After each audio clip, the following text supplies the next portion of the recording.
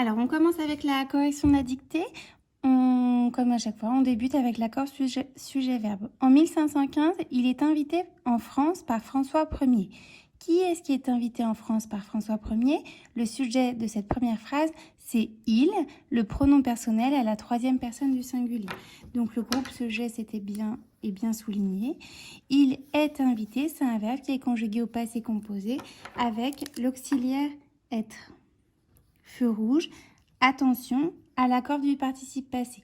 Puisque là, c'est du masculin singulier, eh bien, le participe passé, au premier groupe, s'orthographie E accent aigu.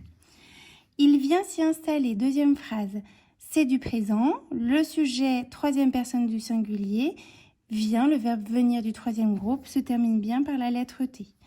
Il a apporté, donc troisième phrase, groupe sujet, il, troisième personne du singulier. Là, c'est au passé composé avec l'auxiliaire avoir. On a donc pas à réfléchir. On sait que le participe passé, apporter, c'est un verbe du premier groupe, va se terminer par E accent aigu.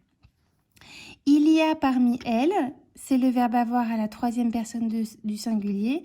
Il a, donc groupe sujet, verbe. Voilà pour tous les verbes. On passe aux accords dans les groupes nominaux. Alors, en 1515, je vous avais dit de l'écrire en chiffres, très bien.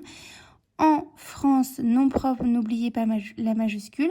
Par François Ier, F majuscule, c'est dire. Très bien. Donc, il vient s'y installer. Il n'y a pas de difficulté. Peut-être éventuellement les deux L à installer. Vérifiez bien qu'ils y sont. Est-ce qu'on peut dire « il vient s'y vendre » ou « il vient s'y vendu » ? Bien sûr, on dit « il vient s'y vendre » si on remplace par un verbe du troisième groupe. Puisque « vendre » est à l'infinitif, installé ici se termine par « er ». Il a apporté, bon, on l'a dit tout à l'heure, c'est du passé composé E accent aigu. Plusieurs, n'oubliez pas le S. Donc, puisqu'il y a plusieurs œuvres, alors je vais le faire au stylo noir qu'on voit bien. Puisqu'il y a plusieurs œuvres, œuvre est au pluriel. Avec lui, il y a parmi elles. Alors, parmi, c'est un mot invariable, il n'y a pas de S. Il est bien orthographié. La Joconde. Très bien. Avec un beau J majuscule, là, il monte un tout petit peu haut. Voilà. Très bien, Gauthier, bravo.